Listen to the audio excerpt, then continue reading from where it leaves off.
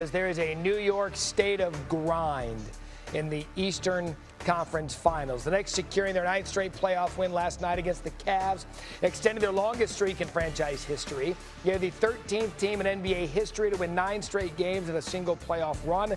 Of the previous 12, only the 2012 Spurs failed to make the NBA Finals. Of the other 11, 7 of them went on to win the whole thing.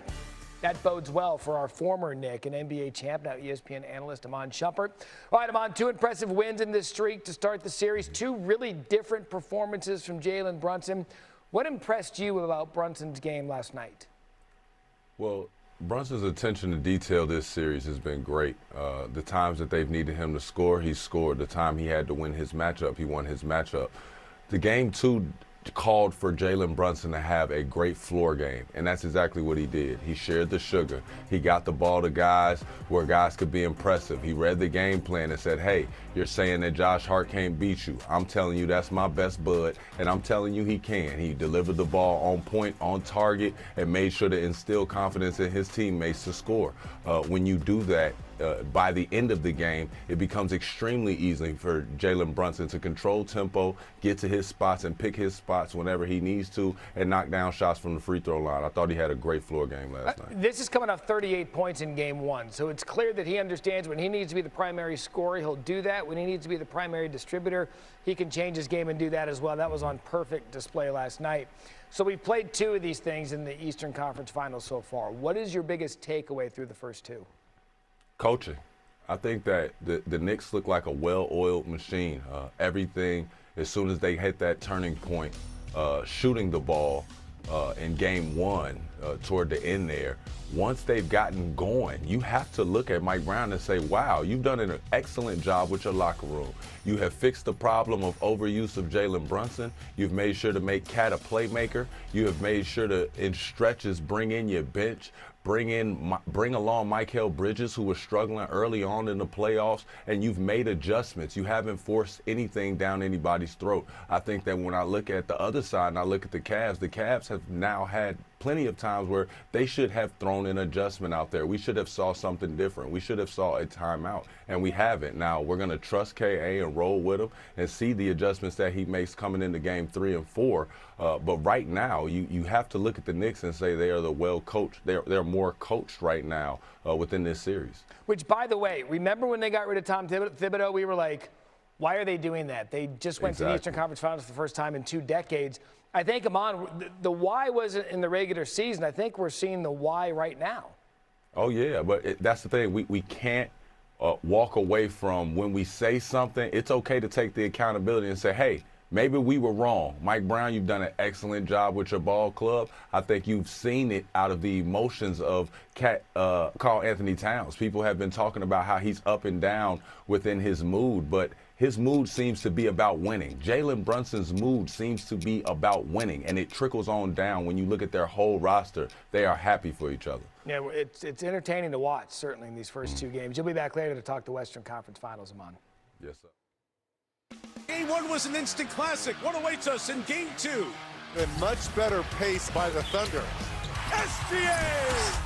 Oh, my goodness! Stephon Castle! The highest level of basketball you can find. Wemby feeling it. The MVP says, I got it. SGA is on a roll right now. The guys brought it tonight. We brought the energy from the jump. Now we got to go on the road against a really good team and go get one. Game 3, Western Conference Final, just a few hours away. We have our team on deck to break it all down. ESPN senior NBA writer Tim McMahon, NBA reporter Michael C. Wright, and NBA champ Iman Shumpert. They'll be joining us to break it down from both sides. Let's start with the Thunder bouncing back with their first loss of the postseason to even the series at 1 apiece. And they did it without both Jalen Williams and Dylan Harper exiting the game with injuries.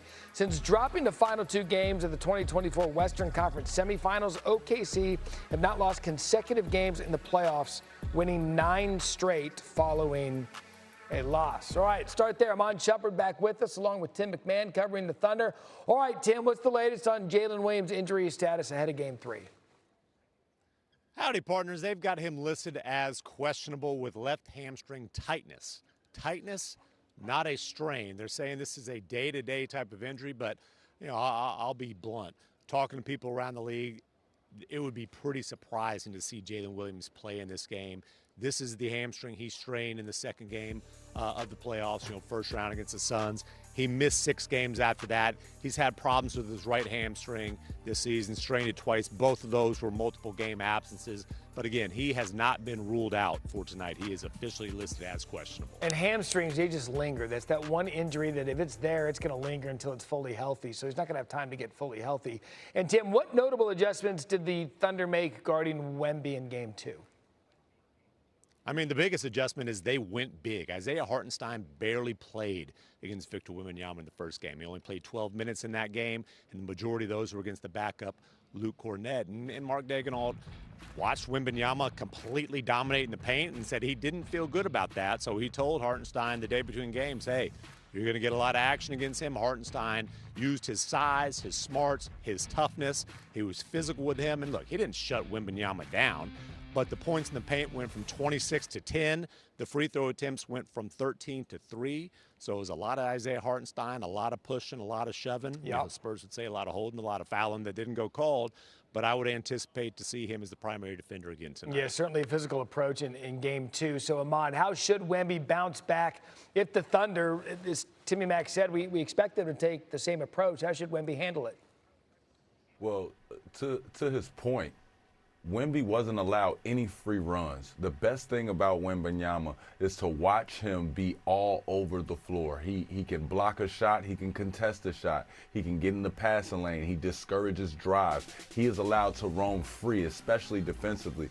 What they did was they made sure to keep a body on him. If he is engaged and he is in a wrestling match with Isaiah Hartenstein, he can't be available to be the second line of defense. They can't be as aggressive on the ball as they once were. And what does that lead to? That leads to SGA being able to get to his spot. So I think Wembanyama got to make sure to keep a cool head and understand, hey, they are going to throw a lot of foul bait at me. They're going to throw a lot of different wrestling moves at me. What I have to make sure I do is every time an action happens, I have to get myself out of the wrestling match and back into the fight. That's right. They're the champions. They know how to play this game all the way through, hoisting a trophy. But San Antonio's at home. It'll be loud there. Tim, you're released. Iman, you're not. Stick around. Well, the Spurs were once again without De'Aaron Fox, who missed his second consecutive game with an ankle injury. Dylan Harper, who moved into the starting lineup in Fox's absence, left Wednesday's game in the third quarter with a right hamstring injury and did not return. All right, let's bring in our reporter, Michael C. Wright, and Iman Shumpert still hanging out here with us. And Michael, I'll start with you. What's the latest on De'Aaron Fox and Dylan Harper's injuries ahead of Game 3, starting with De'Aaron Fox? Okay, with De'Aaron Fox, he was at the Spurs shoot-around this morning getting up some shots, but he is a game-time decision. He will go through his pregame warm-ups, and then they'll make a decision there. You've got to remember, De'Aaron hurt that ankle in Game 4 of the Western Conference semis, and he gutted it through Games 5 and 6, and it just got progressively worse over time, so they've decided to hold him out these first 2 games, but there is a good chance he could be back tonight. As for Dylan Harper, Harper had an MRI on that thigh yesterday, and about in the afternoon, and it turns out it was a right adductor injury and not a hamstring, so there was some relief there, and he's also a game-time decision. And with Dylan Harper, he's one of the first guys that comes out for pregame warm-up, so we should know pretty quick with him, and if he's back, that's huge for the San Antonio Spurs because he's a big part of San Antonio's bench unit. Look, over these first 2 games, the San Antonio Spurs have been outscored 107-41 in bench points, and that's huge. Now, a game-time decision for both De'Aaron Fox and Dylan Harper. Iman, how impactful, though, is Harper's injury to the Spurs right now? Well, not only just to the San Antonio Spurs, I felt like, especially when I thought it was the hamstring, that this was the most important injury of the playoffs. When I look at the San Antonio Spurs getting over that hump of what can they do in the playoffs? Are they too young? He answered a lot of those questions for me in showing that the youth might be their weapon. He is a 3-tier scorer, and that means he can shoot the ball, he can drive the ball, he can go out here and get others involved. He can stop for the pull-up. He's big enough, he is strong enough. He is a perfect complement for the combo guards that they have over there. When they're at full strength, you have De'Aaron Fox using his speed, you then have Castle using his power, and you have Dylan Harper out there to fill in all holes and any disasters that start to arise. I mean, even having 7 steals, it's a ridiculous stat. I had it in college, but it's a ridiculous stat, and it lets me know he plays both sides of the ball. I like how you just threw that in there. It's a ridiculous stat, but I had it in college. Just a little pat on your back. The Thunder have been favored in 33 consecutive playoff games until now. For the first time since 2024, OKC is a playoff underdog entering Game 3. The Spurs 1.5-point favorites tonight. Michael and Iman, thanks so much for the insight. Iman, Georgia Tech. Let's go all get. I mean, listen. We've done a lot already, but let's get serious. We're rolling with Dolan. This is where everything just goes down. Forget the analysis. Let's get weird. It's Friday of Memorial Day weekend. Aaron, what are your best bets for the Thunder and Spurs tonight? Let's start with Wemby to go over 14, or I should say to have at least 14 or more rebounds in this matchup. I think Wemby, for one, I mean, he's dominated against the glass. Even when they try to slow him down, they are not able to do that. So he finished with 24 rebounds and 17 rebounds respectively so far in this series. And there's no reason, again, to think that this defense is going to be able to slow him down. Maybe they slowed down the shot-making ability of him, but in terms of the rebounds, not so much. So 14 or more rebounds, that's a milestone market for him. We're going to add and parlay this with the Spurs just to win this game outright. So the key here is obviously that they're going to be playing back at home. San Antonio is 13-2 straight up at home, but coming off a loss in the previous game this season. And I just don't see the Spurs committing 21 turnovers like they did in Game 2. I think they look much better like they did in Game 1. So I think they turn it on at home. So I'll just take them to win this game outright. And then the third leg of this parlay is going to be under 217.5.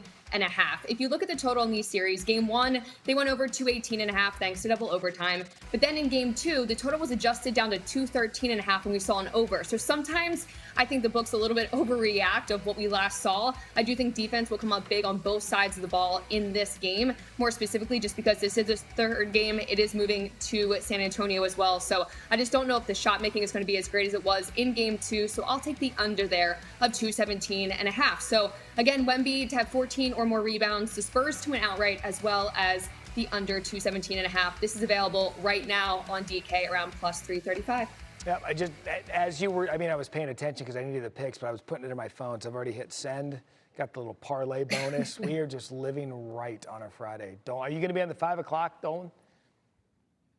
Oh, yes, I will. I'll be seeing you there just for all the Friday fun. All right, we'll see you in a few hours. Thanks.